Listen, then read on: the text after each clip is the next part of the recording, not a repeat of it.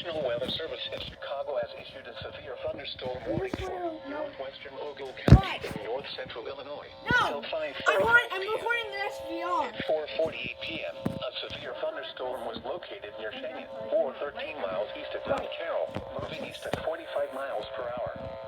Hazard, 70 miles per hour with gusts sending pong ball signs hail. Oh my!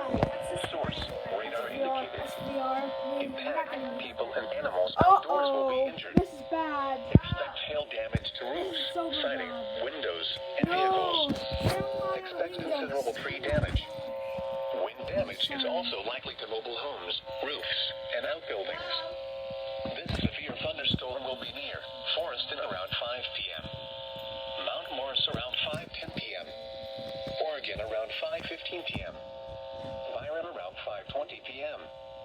Stillman Valley around 5:25 p.m. Other locations impacted by the severe thunderstorm include Adeline and Leaf River. Prepare immediately for large hail and damaging winds. People outside should move immediately to shelter inside a strong building.